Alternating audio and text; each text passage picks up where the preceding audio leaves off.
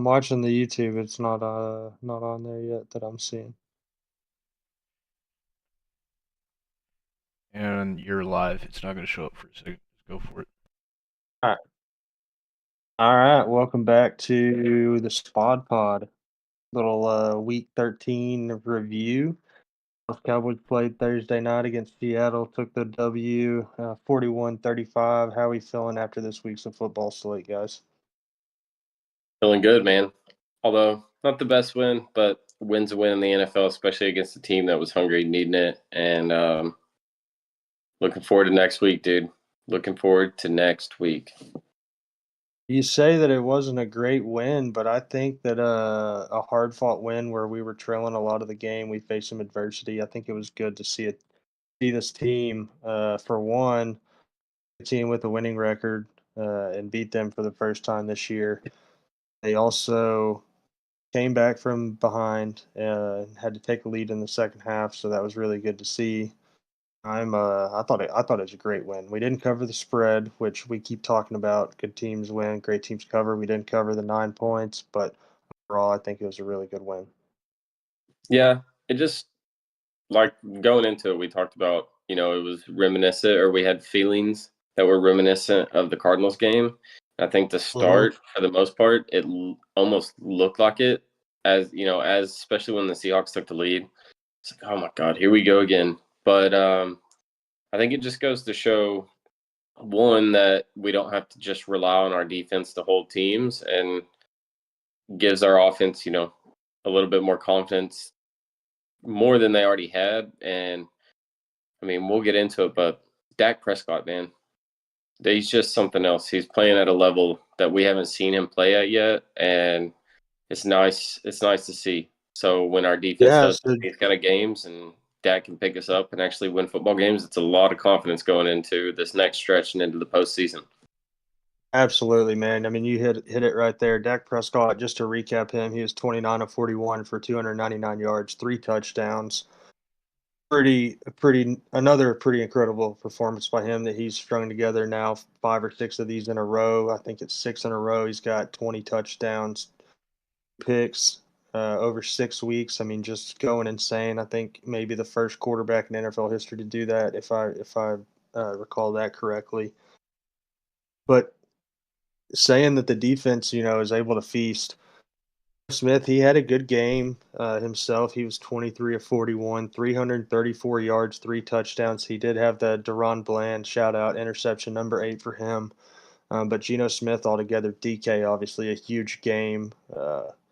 Touchdowns, I think, in the first half. It might have been all 3 of his on the first half. Just had an insane week for him. I'd look for Deron Bland. Honestly, I think that some things were kind of shown that you can take advantage of him on some your faster guys. So what do you think about how the defense played overall? I mean, obviously they didn't play great. DB was really kind of the weak spot in the first half, which was surprising. But I mean, you're right. Like, it did show some of his weaknesses, I guess you could say. But even on some of, like, besides the first touchdown by uh, DK, the one in the end zone, like, DB's there, he's contesting it. So even on that long first touchdown, like, he was there. He was just a half second behind the ball, and with a guy like DK, you can't allow him to be behind you when he catches that ball because you're never gonna get him. But I think it was a good wake up call for our defense. I think it was a good wake up call for Deron Bland. And one thing that people seem to be forgetting was that was the third game in 12 days, or not 12, or however many days. Yeah, I think it was the third game in 13 days, I believe is what it is. Yeah. And so to take that stretch, like, that has an effect on a defense, no matter who you're playing, whether Carolina, Washington, and Seattle. It doesn't matter. So I mean, I kind of expected them to come out slow. They came out a little slower than I thought, but I still am very confident in them. I think Duran, if anything, he found some spots that he can improve on, and he's going to come out even better. The spots that concerned me was the middle of the field, really. I mean, Marquise Bell played a great game still, Yeah. but Yeah. he, like, they did run the football, semi-successfully, and then some of their completions seemed like they were more towards the middle of the field and took advantage of our linebacking situation. And, Jared, you kind of called it.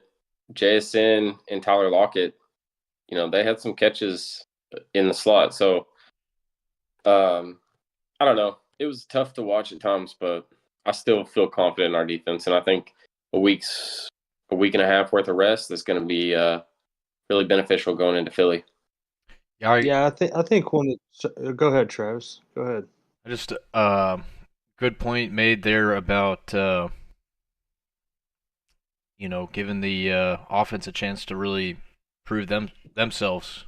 It's easy to have good offense when you've got a good defense, and sometimes defense gets kicked in the face. It's tough to go out there and get some momentum and get the game back on your side. So I think that Dak and the offense did a tremendous job throughout that game, just fighting the whole time, and especially against a guy like DK Metcalf. And you can shout out DK all day, being the target that he is, but Geno Smith, I mean, just being in the stands and seeing those replays live, it feels impossible to stop. You see the coverage, you see the receiver, and you see the balls that he was throwing. It was just really impressive. Yeah, he played an awesome game. It was pretty cool to see. I mean, I've been kind of against the whole Geno vibes the last 2 years since he's been up in Seattle, and last year they kind of made some noise, but seeing him play live, he throws a great ball. He's accurate with it. He's on time, and that was their game plan, man. They got the ball out quick every single play. I mean, he was catching the snap, getting rid of it immediately. They almost copied the Cowboys' game plan weeks 1 through 6. Pretty much. I mean, honestly. And they just had the guys to take advantage of those plays and string loose on a couple of them. I Yep. liked what you talked about with the over the middle stuff. I think that is something that this defense is vulnerable with right now is those crossing routes coming across the field. Uh, you got corners chasing guys. Our linebackers aren't doing a great job of filling those voids in the zone, getting their arms up. That's where you really miss a guy like Leighton Vander Esch with his arms that call him a knuckle dragger, I guess.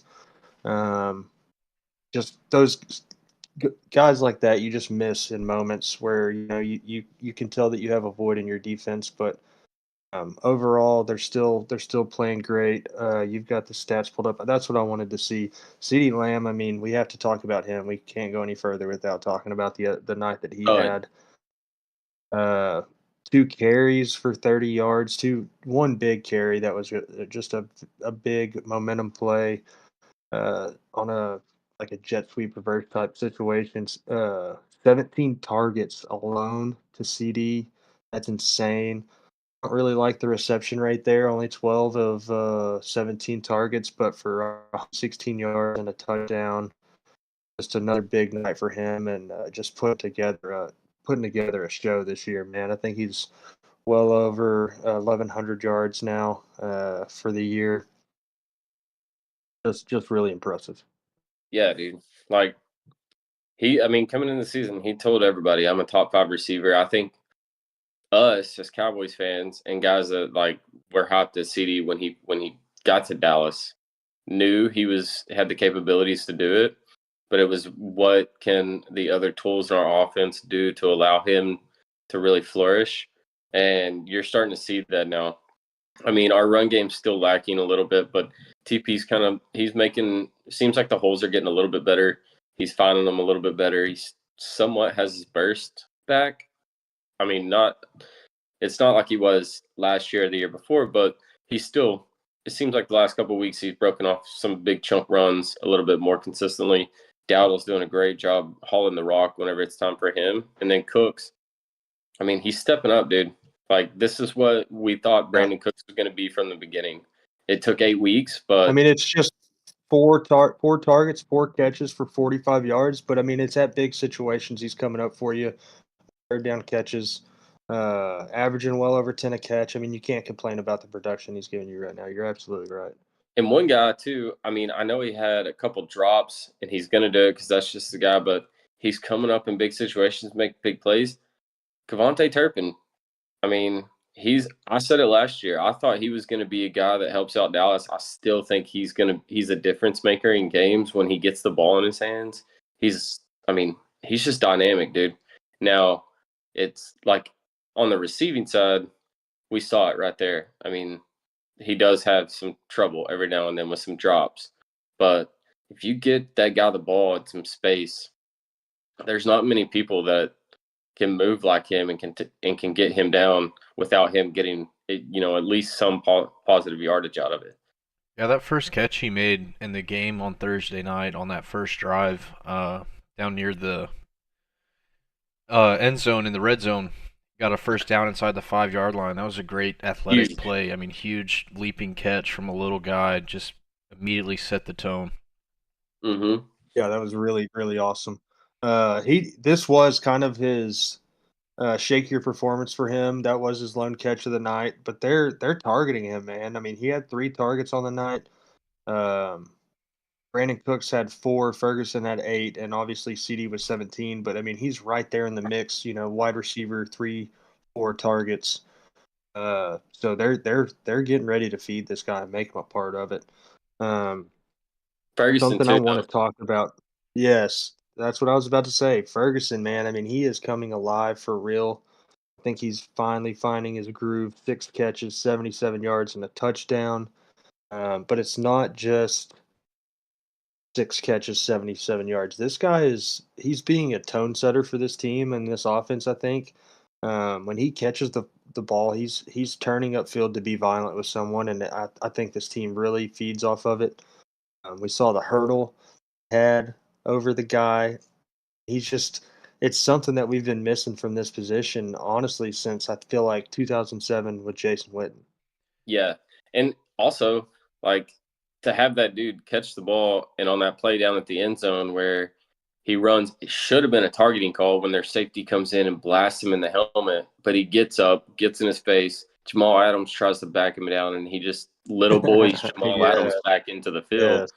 It's like we need that kind of tone setter, and you saw it from that point on. It seemed like the rest of the team just like took it to the next level. Even Dak on that one, we've all seen the clip where he goes out of bounds and then turns around and bows up to the guy. Like Yes, that's yes. just the mindset that this team has right now, and it's awesome to see because it doesn't feel like a Dallas team has had that physical, kick you in the mouth offense that for a long time.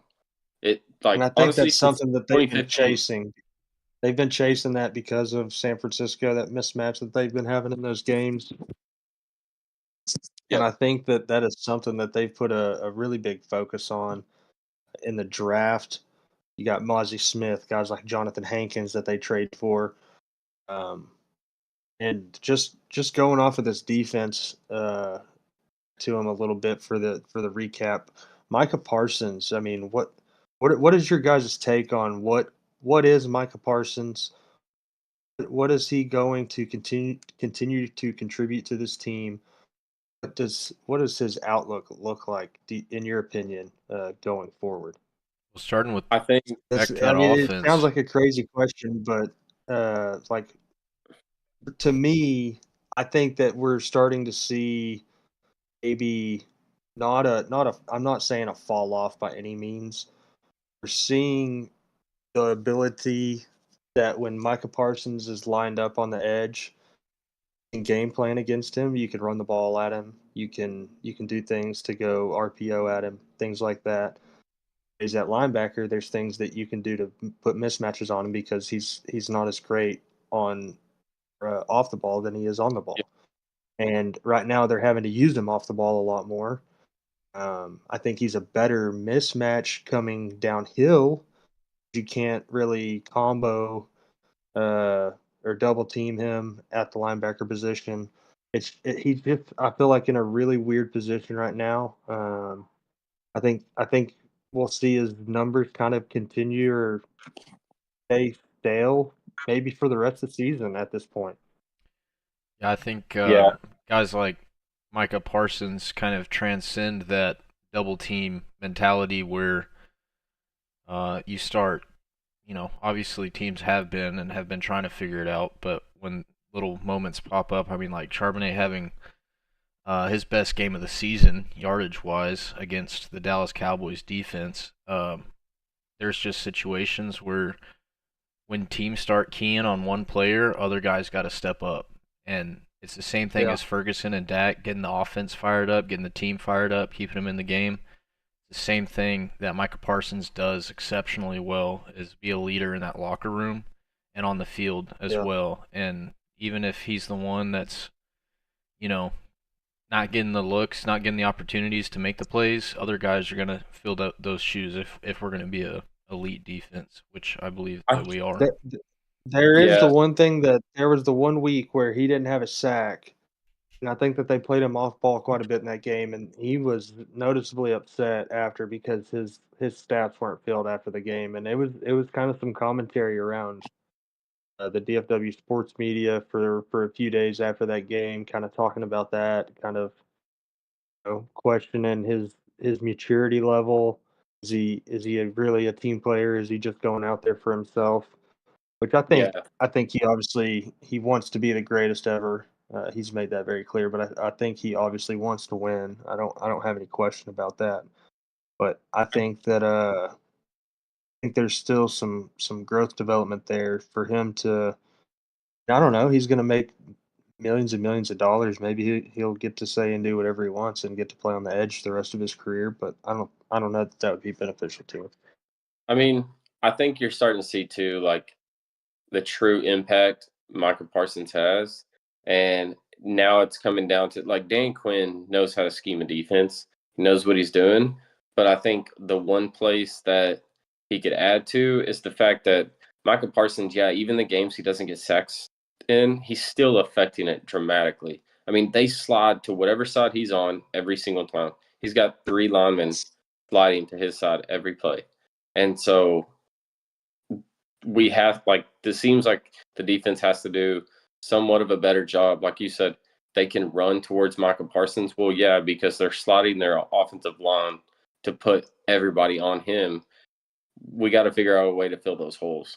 But it is very true. When he's off the ball, he's a much different player than he is when he's on the edge. And I think that just means, I mean, he's not going to get the snaps off the ball to get better at it.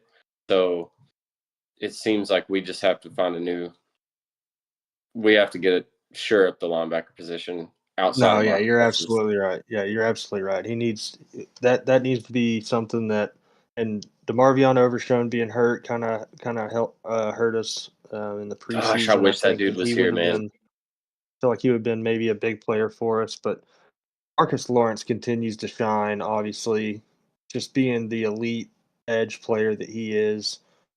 Uh, on that last play of that game on that fourth, or really, he made the third down play, I believe, to force it to fourth down, made the run stop, and then uh, makes the play or is just there for the screen and prevents it from being a play when Michael Parsons gets the pressure on Geno to end the game basically and just showing up in big moments still it's still really good to see and I love the success he's still having, man.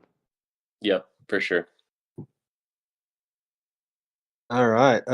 So that's a good little recap of week 13. A lot talked about there.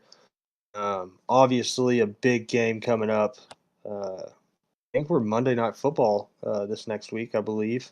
Sunday night. Uh, is it Sunday night? Okay, Sunday Yep. Night Football against the Eagles, who just took their second loss to San Francisco. They lost today. What was it, 42 to 19. 13, 19, was it?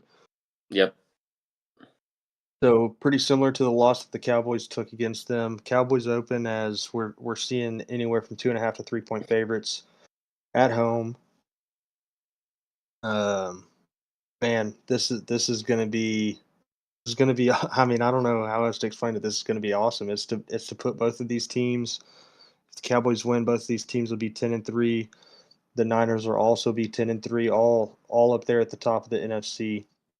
Uh, Looking at the playoff picture, um, you've got the Lions, who are also going to be sitting at 10-3. Frauds. Uh, what you think that they're frauds? Yeah, dude.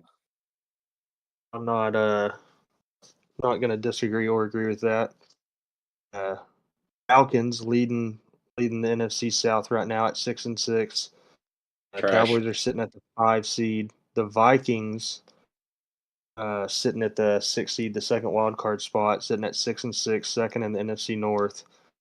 And you have the LA Rams, who just snuck into the playoff picture today to win. Now they're sitting at 6-6, second in the NFC West.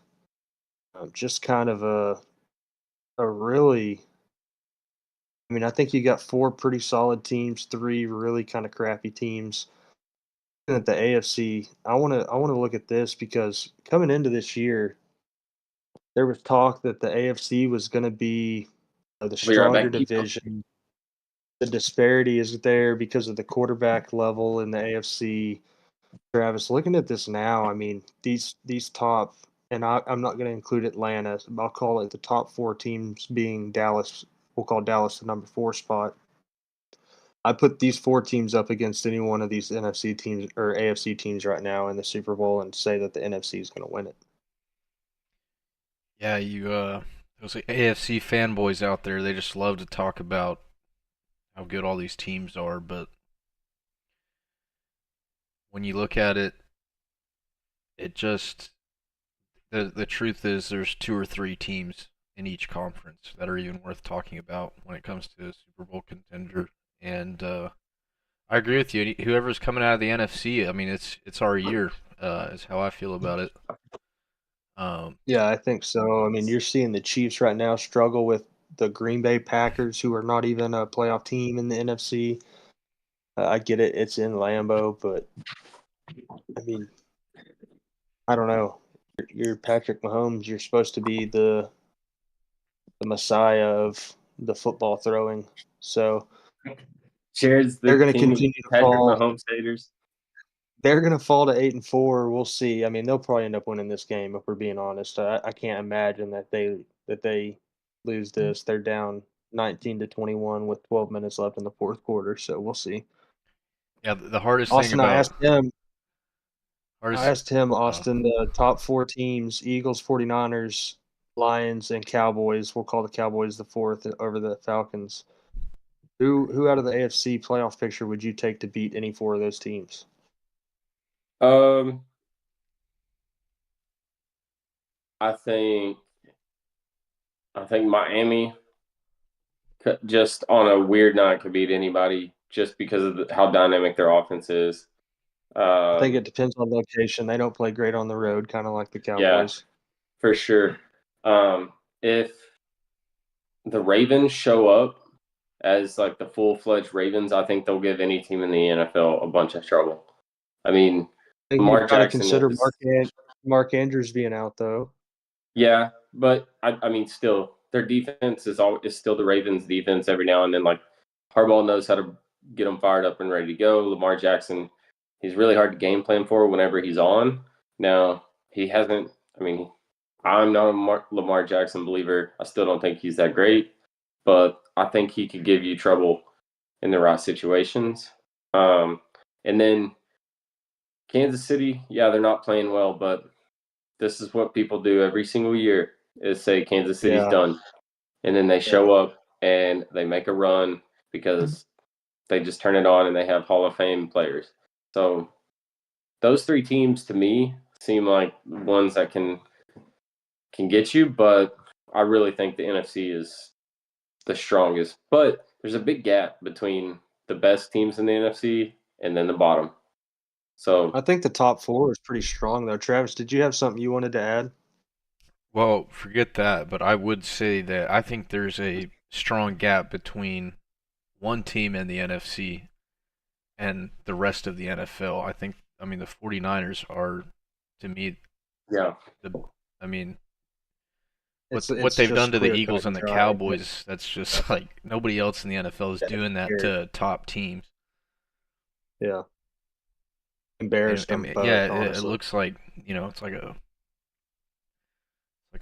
Thursday walkthrough or something against a practice team. It's really bad. Yeah. Not great. It's scary, honestly. I don't know how we're going to compete with that. And Jared, earlier you texted and said Christian McCaffrey could be the MVP, which I don't disagree with. Like, he's running the And that's football. something we can talk about. I mean, who is the MVP right now? Dak Prescott is obviously in the conversation. I don't think Patrick Mahomes should be in the conversation right now. Nope. Jalen Hurts. I mean, sure, he has It's the gross. touchdowns, but No, he shouldn't be. Why is Jalen Hurts in the conversation? Because his because they were team's good? 10-1. Because they were 10-1. That's why. I'm just telling you the facts. I'm I not saying know. he's I the just can't MVP, stand but hearing his name put in the MVP conversation when Dak Prescott is 23 touchdowns, 6 interceptions. Meanwhile, Jalen Hurts has 16 and 10. And yeah, he's got a bunch of rushing touchdowns, but like he's got 12 rushing touchdowns on probably 20 yards of rushing. I don't know that I yeah, don't have the stats in front of me, but still, you're probably pretty close. Who's the MVP of the Eagles, if not Jalen Hurts? Lane Johnson, Yeah, right. His offensive line. like AJ Brown, honestly, like AJ Brown's a monster. He really is. No, I'm He's not a gonna. really Yeah, good he's player, and good. he's made a difference for that team. But Yeah, I mean, but if you want to look at MVPs and just like I said, Lane Johnson, and just in reality, as far as MVPs go, for the 49ers, there's a strong argument that it's either Deebo Samuel or Trent Williams because the games that those two guys were out were the games they lost. And as soon as they came back, it was just the machine turned back on and they haven't missed a step, you know. sorry. Mm-hmm. No, I agree 100%. I think that I mean, yeah, it's you said it there that Debo, Trent, Big Trent, that's a lot of that team. Obviously, that quarterback, he's going to be in the conversation because he's playing the quarterback position. They're winning games, but I don't think that he does anything. And we saw it in the 3 weeks that those guys were out. Just like you said, Prescott should obviously be there, but Christian McCaffrey, I think honestly is the league MVP right now. I don't know. I don't know any other player making the impact that he makes for that team. I would say, No matter. one Yeah, argument that that's come up, especially after today, Tyreek Hill. He's yeah. like he doesn't get talked about in the MVP discussion, but probably should. No, you're not wrong. Yeah, you're not wrong.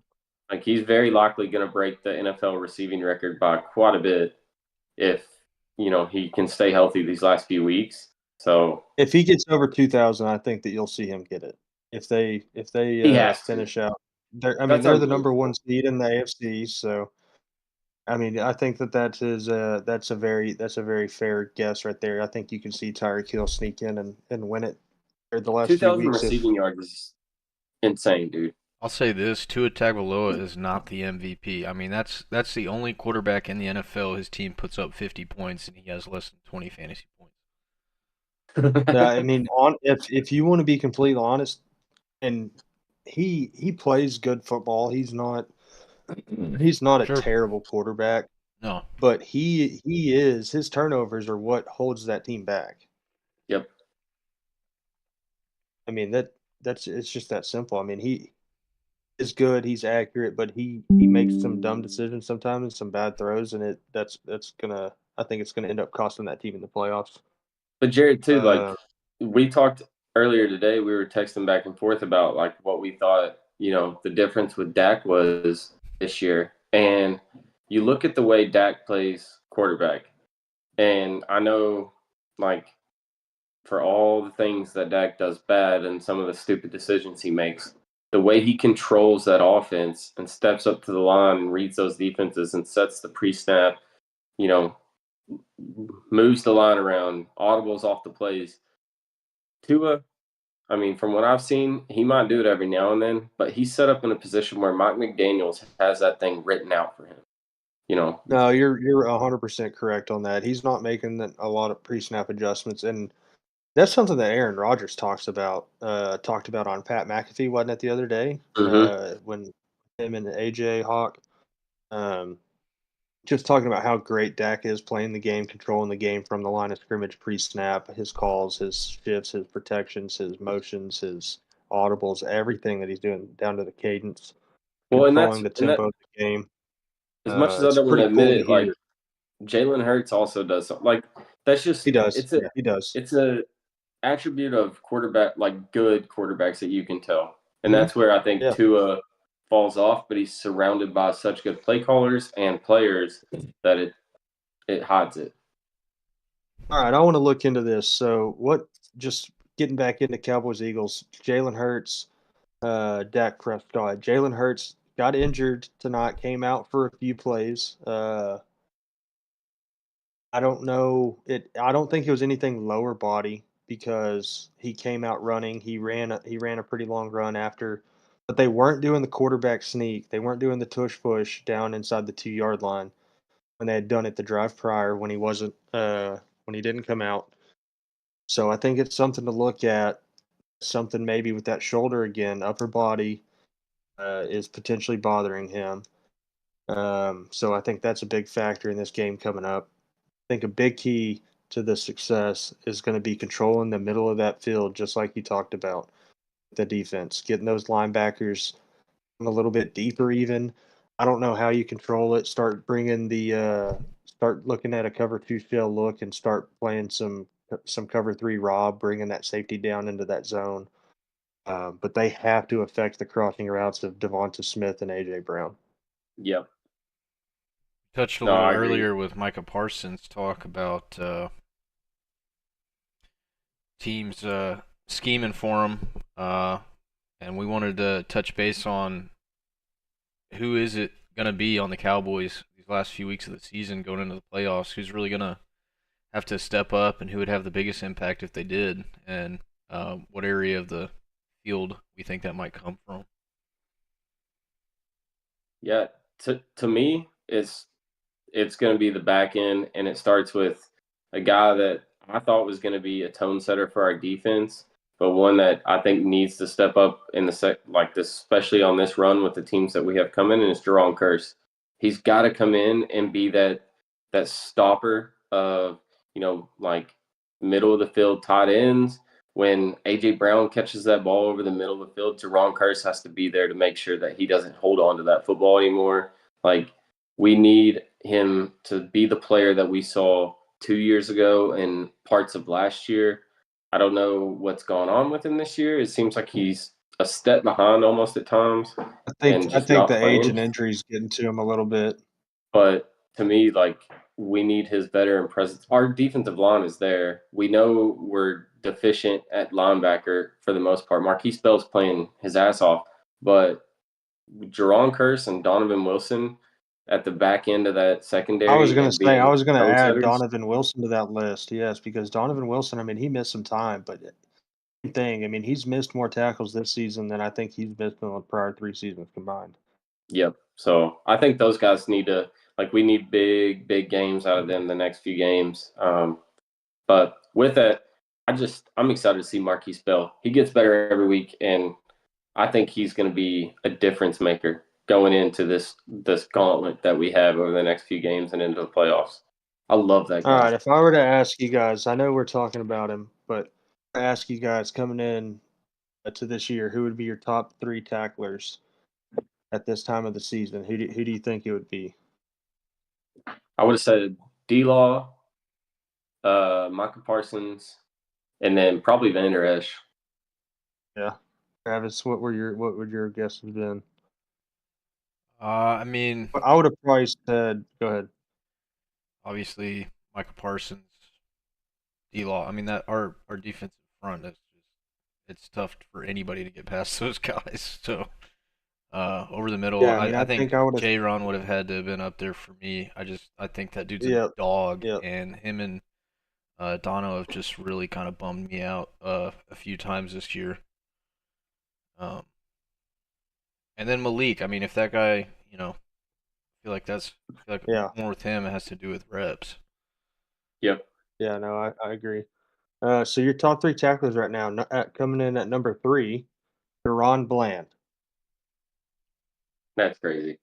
and at number two, Marquise Bell, and coming in at number one, Damone Clark. Holy cow, dude. Yeah, That's Three wild. young guy. I mean, it's cool to see though. Three really. I mean, it shows you. what this defense still has. I mean, sure, you've got your DeMarcus Lawrence, your Jaron Kearse, your guys that are older. Deron Bland. I mean, this dude has 8 interceptions right now, and he's had 13 interceptions over the last 2 years, and he has 5 pick sixes this year.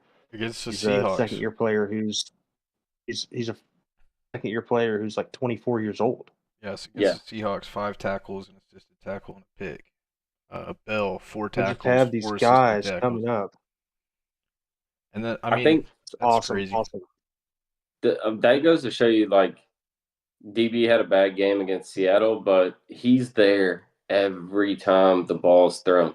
Like I said, Yes. he got burned, but he's on He's them. around. So He's around. the plays that For sure. when the receivers catch the ball, more times than not, outside of that DK run, like, they don't get very far once that ball's caught. So Yeah. I mean, that says something. That's crazy. All right, early outlook. What do you have on this game? What's your prediction early, 1 week out? 31-28 Cowboys. 31-28 Cowboys. It's hard to say anything else. Maybe Yeah. maybe I'll take a I think touchdown. that's a pretty good prediction. Say 31-24. 31-24. Cowboy that. optimism. Yeah. I like the 31-24 as well. I mean, 31 is a good number. I like that for our offense. Hopefully, this defense can do something special, and it'd be cool to hold this team under 20 points. Yep. But I think the Cowboys get the win at home. Team continues this awesome stretch of home wins.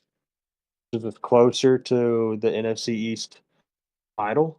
Closer to a potential home game to open the playoffs, a potential bye week to open the playoffs, and then a home game in the divisional round.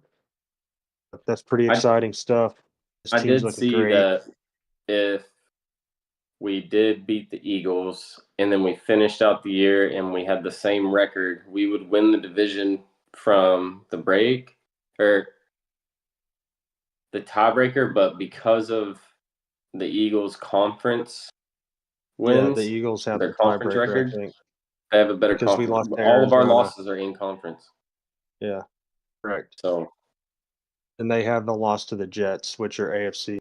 yeah. Y'all want to kick it into the college football playoff picture, and I'll be right back. Yeah, we gotta talk about the college football playoff, dude. This is what I'm not disappointed in, because I think this college football playoff is going to be unbelievable. And in all honesty, these are definitely probably the 4 best teams to get into the playoff. And I know that's what the committee was there for. But Travis, it's hard for me to be okay with the fact that a team won every single football game, won a conference, a Power 5 conference, and still got left out in FSU. I know they lost their quarterback. I know that's a big deal, but I mean, it's a team sport for a reason. And, like, why do we play football games if you're not going to be rewarded for winning every single one? Like, Alabama had the same chance to win every single one of their games, and they didn't. It's just it's interesting. I think it's, like I said, I think it's the 4 best teams, but I do think FSU got a very short end of the stick on that one. Yeah, I mean, in my opinion, just from what I've seen over the years, ACC,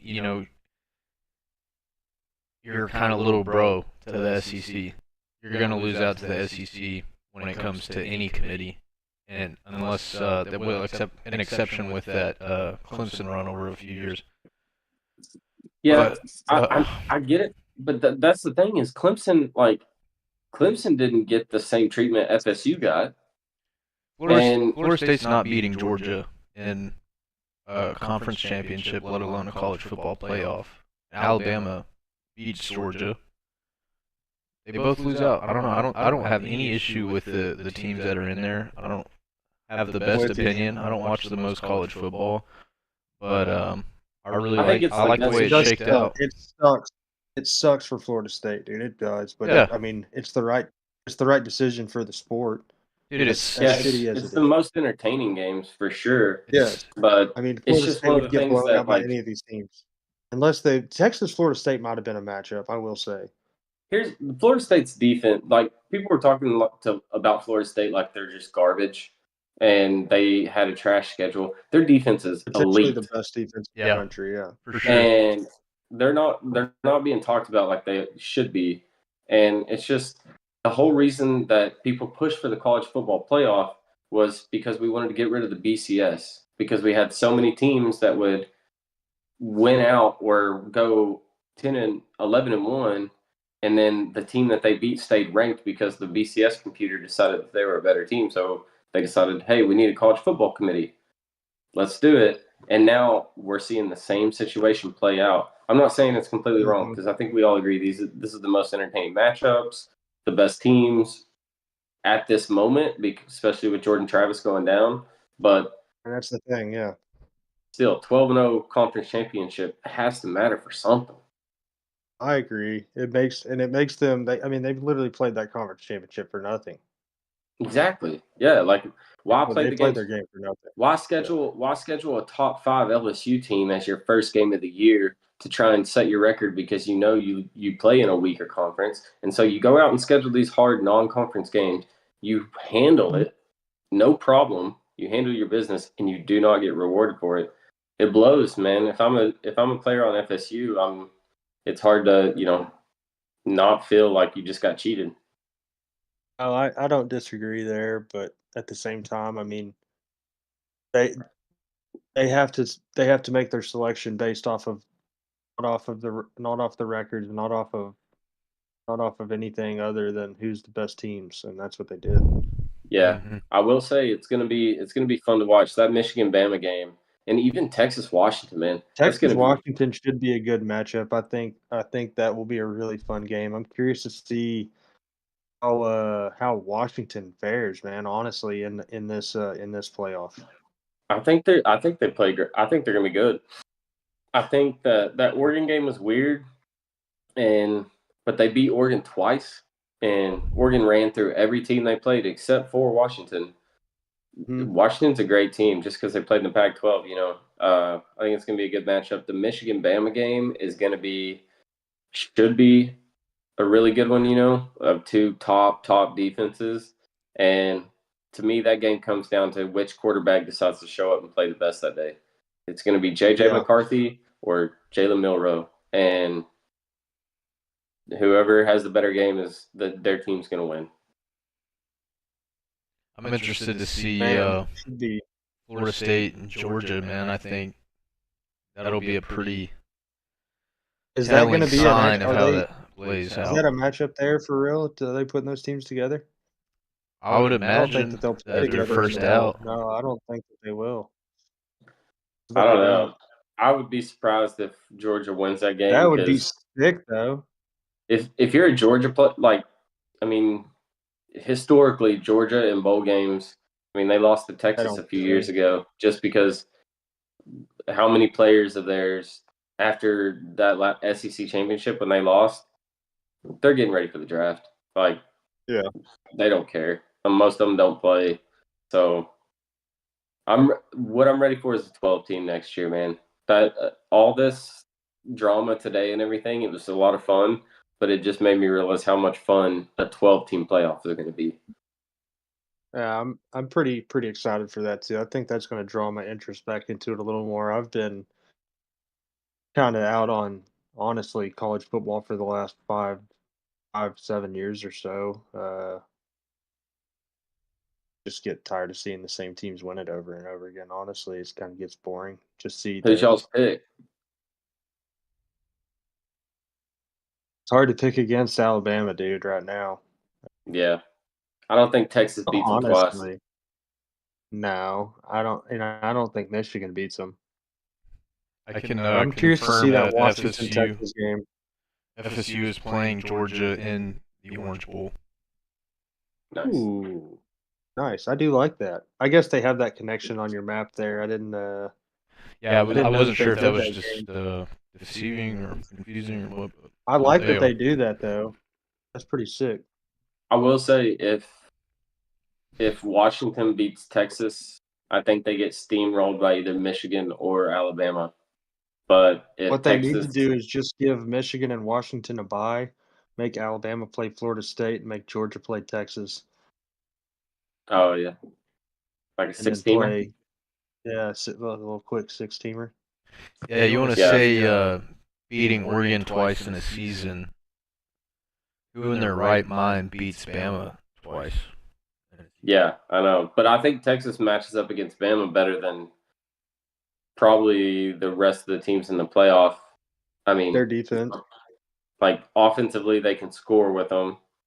Defensively is the question, but their offensive and defensive lines match up against Texas or against Bama better than anyone else in the playoffs. So What's the deal with Worthy though? I saw that he got injured. I think I read something today. He'll be ready by the playoffs. I mean, the good thing is they have a whole month. So Yeah, that's crazy, dude, that they have that long. Here's a little shout out to USC here. It's on Instagram. Thought it was pretty hilarious. Just what a bad season that turned out for these guys. Deion Sanders. What are you looking at? Oh, so we've got a meme here from College Sports Only on Instagram. It's from the other guys. It's when The Rock and Samuel L. Jackson are on top of the building. They're, aiming for the bushes. They're both 3-0, 6-0, and splattered on the ground. yeah, but Colorado. I think people got the wrong idea because they started off so strong. They won one game last year. One game. And Dion came into that program. Yeah, they beat Colorado, or they beat TCU, who is just terrible this year. Right.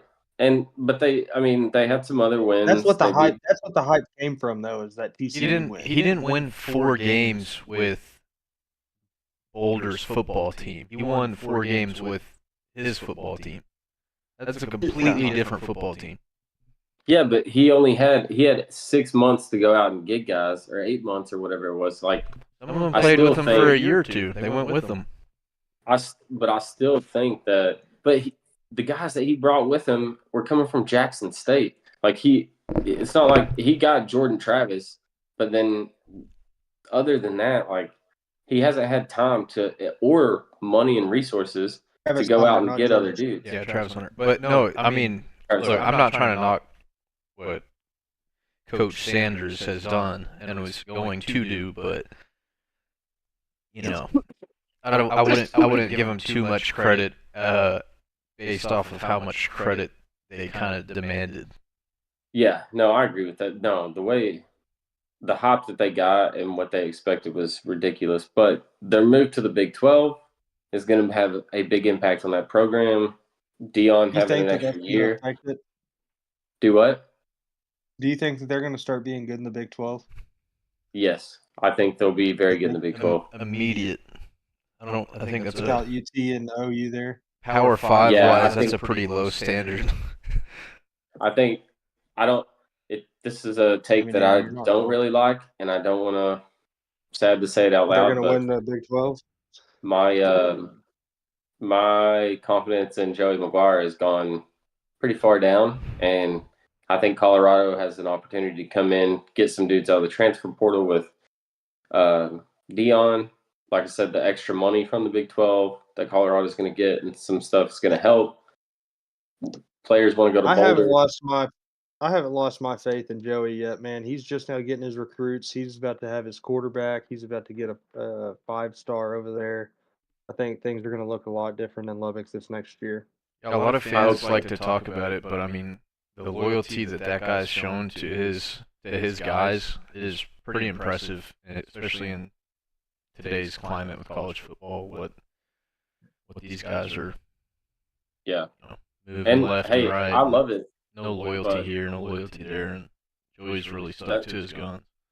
That's great, but is that a winning? You got to win games, yeah. No, for sure. Can you win that like that in the NFL? Or in the NCAA? You saw what's happened with Dabo. Dabo has openly, for the last 3 years, said he doesn't want to have anything to do with NIL or dig into the transfer portal because he believes in his guys. He believes in his recruiters, that he can go get guys and develop them.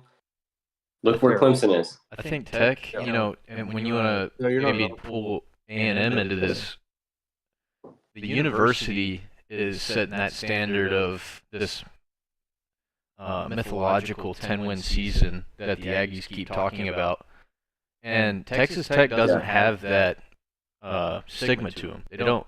I think, when has Texas Tech, other than 2008, had a winning football team? Yeah. That's not really the Last standard. year they were 7-5. Okay, winning's the wrong word for that. Yeah, but, I know what you're saying. No, I know. Yeah, no, they haven't been a program of conversation, I would say. No. I mean, the Jones holds half as many people as Kyle Field or down in Austin, so it's just a different deal. It's a small. Hey, they're sure. putting 200 million into that thing, though. Yeah, it's gonna look Yep. good. Yeah. All right. What was y'all's guess on the over under for the Cowboys Eagles game? I had 31-24. He was 31-28. So if it's 31-28, I'll say over under. I'd say it goes pretty well over. I'll say the over set at 52.5. Trev?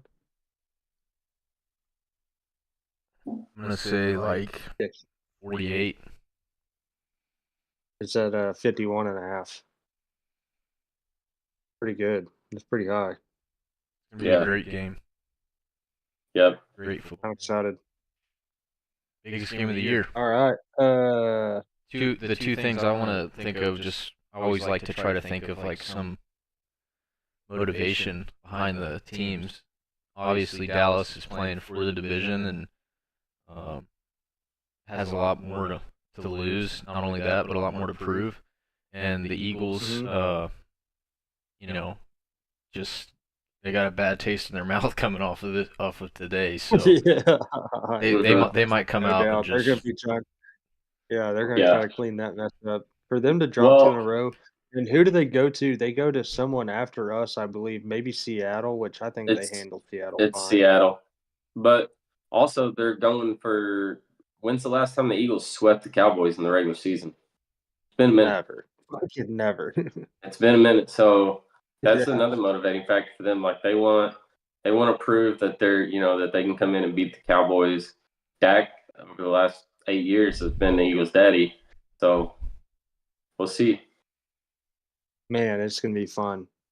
Yep. I cannot wait. Game of the week, maybe game of the year. I don't know.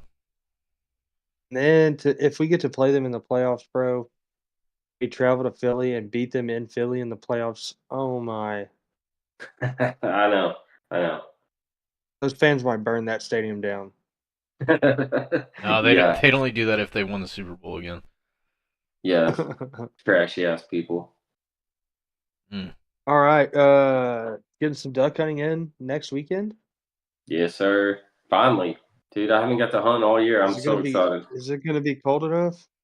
Probably not. What are we dealing with? It's supposed to be pretty warm.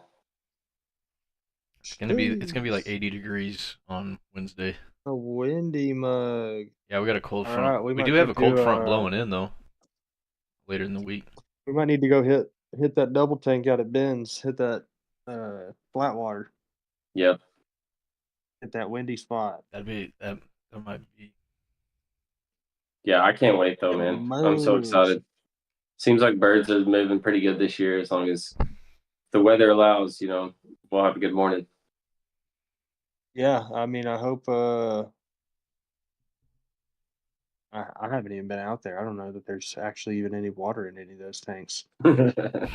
Yeah. You should go check it while you're in town. All right, I'll go check it Wednesday. Okay. Let me know. All right, then, boys. Appreciate it. Had fun. Nice pod. Yes, sir. We'll try to circle back a little bit closer to game time, I guess, to see if there's been any big updates, anything crazy going on. But if not, we'll circle back post game and see if we can talk about continuing this win streak. Sounds good. Go Cowboys. All right, boys. Talk to y'all later. See ya.